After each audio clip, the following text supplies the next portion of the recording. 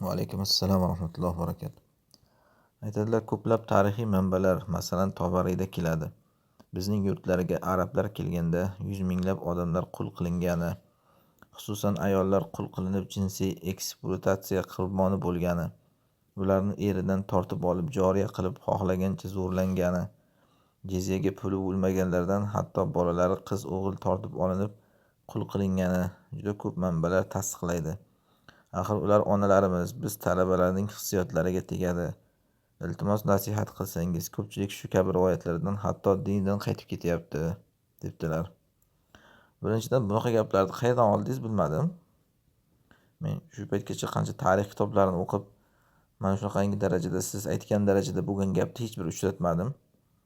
Ya'ni yuz minglagan odamlar qul qilingan, ayollar istalgandek eridan tortib olib zo'rlangan, jizyaga pul bo'lmagan olingan degan narsalarni. Endi tabiiy, urush qurbonsiz bo'lmaydi. Tabiiy, odamlar o'ldirilgan, qancha janglar bo'lgan. Va ayollar cho'ri qilinishi ham bor haqiqatdan. Kufr bo'lgan, chunki majusiy bo'lgan yahudlarni, nasorolarni cho'ri qilinganda, bolalari qul qilinganda majusiylarga xuddi shu hukmni aytganlar Rasululloh sollallohu alayhi vasallam, sanubihim sunnata ahlil kitab. Majusiylarga ahli kitob yo'lini yo'l tutinglar deganlar. Va ahli kitob yo'liki, mana Alloh Qur'onda aytgan, hatta yu'tul jizyata an yadin wa hum sag'irun, xor bo'lib jizya to'laguncha ularga urush qilinadi degan, islomni qabul qilmasa, ya'ni shu e'tibordan haqiqatdan ayollari, bolalari qul qilinib cho'ri qilingan bo'lsa, bu degani mana istalgancha zo'rlangan degani emas. Cho'rilikni o'zini ahkomlari bor shariatda. Istagan odam kelib istaganini qilib ketavermaydi cho'riga. Avvalambor islom taklif qilgan, qabul qilmasa keyin cho'ri qilinadi. Keyin cho'rini bitta odam oladi, undan foydalanadi. Keyin uni istasa ozod qiladi, istasa xotin qiladi, istasa bozorga olib chiqib sotib oladi, sotib yuboradi. Keyin iddasi tugasa boshqa odam oladi. Bu siz aytgandek istagancha, xohlagancha zo'rlangan degan gap, zo'rlash degan gap yo'q. Bu yerga tegib yerdan chiqishdek gap bu, ya'ni. Xuddi shunday jizya ham u puli bo'lgan odamdan olinadi, puli yo'q odamdan kechib yuboriladi. Ayollardan, bolalardan, puli yo'q odamlardan olinmaydi, erkaklardan, ishga qodir bo'lganlardan olinadi. Kimdir puli yo'q odamdan jizya olgan bo'lsa, o'sha shaxsning xatosi bo'ladi. Har qanday tizimda, nizomda sallani ol desa, kallani oladiganlar bo'ladimi? Hozir yo'qmi unaqalar masalan? Hamma joy to'lib yotdi-ku. Siz hozir o'sha arablar deb gapiryapsiz, o'zimiznikilar qilmayaptimi hozir shunaqangi ishlarni?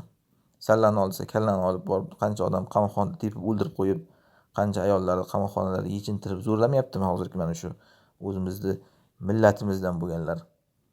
Arablarni gapirasiz hozir yana. Bularni qilib yotdi-ku mana qiladigan shunaqangilar.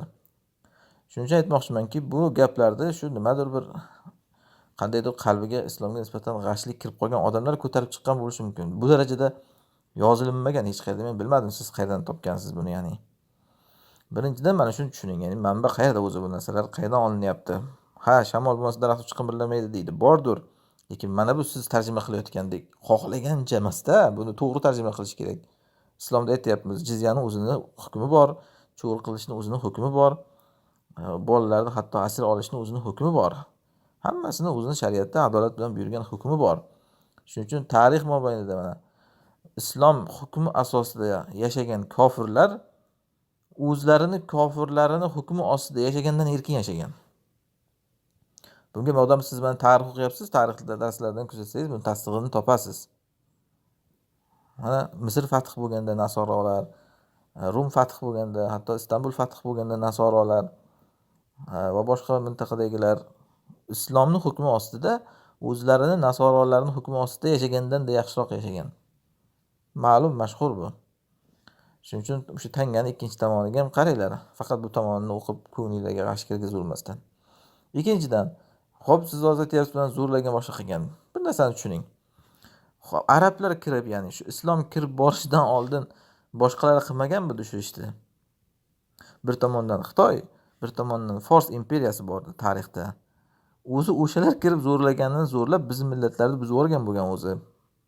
Buzib yuborgan deganimdan maqsad, ya'ni ularni mana shu o'zligini buzib yuborgan, biri majusiylikni kirgizgan, biri butparastlikni kirgizgan, o'zini milliyligini, o'zimizni bir irqda, o'zimizni bir hatto lug'atda buzganini buzib bo'lgan ular o'zi. Shuning uchun bizni o'zbeklarga qarasangiz, mana shu mintaqadagilarga, Ma'rur Nahr mintaqasiga, Xitoyda ham shakli bor masalan, ularda ham bir rasm rusumlari, odatlari, va bu yoqdan forsliklar, eronliklarni lug'atlari aralashib ketgan, o'shalarning qiyofalari aralashib ketgan. Masalan, tojiklar qayerdan kelib qoldi?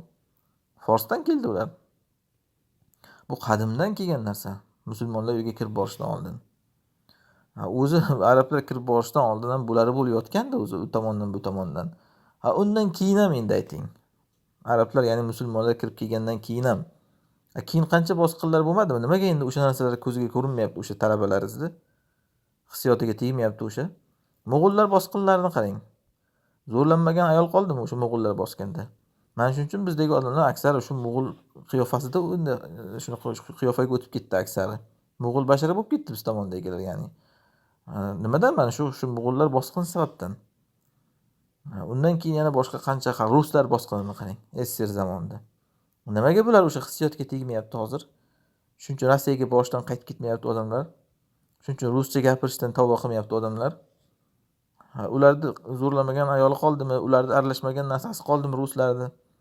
Ismlarimizga chiqib aralashdi-ku, hamma narsamizni o'sha buzib tashlab, Mahmudlarni Mamat deb, shunaqangi ismlarni hatto o'zgartirdi. Masjidlar cho'chqaxona qilindi. Ya'ni odam shuncha narsa qolib tarixdan faqat islom kirgandagi bu qilingan ba'zi ishlar bo'lsa endi o'sha ham. Xo'p, xato desak ham mayli, kimdir xatosi.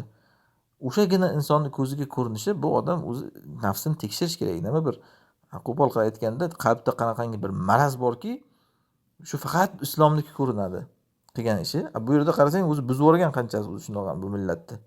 Va haligacha buzib yotibdi deyapman. Mana biri Rusda olib kiradi, biri Xitoyda olib kiradi. Buzib yotibdi-ku. Keyin xo'p, islom kirganda odamlarga bu oxirati obod bo'ldimi, har holda nafsoniyatiga tegadi talabalar deyapsiz. U iymoni bormi yo'qmi u talaba deganingiz oxiratga? Qanaqa talaba u? Islom har holda kirib bordimi? Ota bobolar bizga islomdan afzalmi? Mana Ibrohim alayhisalom nima uchun Alloh bizga o'rnak qildi? Biz sizlardan ham, sizlar ibodat qilayotgan narsalaringdan ham bezormiz deb ota bobolariga aytdi shu kishi Ibrohim alayhisalom. Sizlarga ana shu Ibrohimning o'rnak bor dedi Alloh. Bu din uchun qancha sahobalar jon bergan qarang. Mana shunaqa da'vo bo'lmasin uchun Alloh hatto Rasululloh sollallohu alayhi vasallamni amakisini mana kofir bo'lib o'lishini taqdir qildi. Rasululloh sollallohu alayhi vasallamning ota-onalari musulmon bo'lib o'lmadi. Otam do'zaxda dedilar Rasululloh sollallohu alayhi vasallam. Onasini haqqiga istig'for etishga Alloh ruxsat bermadi u zotga. Nima uchun mana shu narsalar taqdir qilindi? Mana shu siz talaba deyotgan, talaba demayman men uni. To'laybiy ham emas, u talaba ilmchi ham emas. Islomning haqiqatini tushunmabdi unaqangi odam bo'lsa hali. Ana shunaqangi odamlar bir ko'rsin uchunki, bu dinda ota bolalik degan narsa ketmaydi u agar dini boshqa bo'lsa. Alloh shuning uchun Nuh alayhisalomga aytdi, innahu laysa min ahlik, u bolasining ahlingdan emas dedi. Bu narsa tepaga ham ishlaydi xuddi shunday. Agar kofir bo'lsa, u sizni ota-onangiz emas u. Nasl nasab jihatdan ota-onangiz, o'sha xuddiki Nuhning o'g'illari nasl nasab jihatdan ota-onasi bo'lgandek. Lekin din diyonat jihatdan u sizni baribir unaqangi valo qiladigan ota-onangiz emas. Nimasi u hissiyotingizga tegadi? Yana bu necha ming yil avvalgi ota boboyingiz haqida gapiryapsiz. Payg'ambarlarni dushmanlari ham aytgan gap aynan ana shu edi, ota bobomiz. Sizga ota bobo o'sha dindan afzalmi? Ham muhimi din kirdi-ku. Rasululloh sollallohu alayhi vasallam hadisda nima deganlar? Ajiba robbuka min unasin yadkhuluna jannata bis-salasil. Robbingiz jannatga zanjirlar bilan kiritiladigan kishilardan ajablanadi deganlar. Jannatga zanjirlar bilan kiritiladigan degani mana shu. Ya'ni uni qul qilib bo'lsa ham, cho'ri qilib bo'lsa ham shu islomga olib kelinadi. Bu qiyomatga iymonni bir yo'qligi yoki zaifligidan chiqadi bunaqa gaplar. Agar odamning qiyomatga, oxiratga iymoni bo'lsa, alhamdulillah qul qilinib bo'lsa ham yoki cho'ri qilinib bo'lsa ham shu islomga kirgizilingan ekanmiz, yaxshi deydi. Aks holda jahannamda abadiy abad qul bo'ladi odam. Lekin mana shu narsaga iymon yo'q bo'lsa odamda yoki zaif bo'lsa, ana shundan bunaqangi hissiyotim boshqa edi degan gap chiqadi. Shuning uchun men aytamanki, tarix o'qishdan oldin avvalambor aqida o'qinglar bunaqa ahvolda sizlar.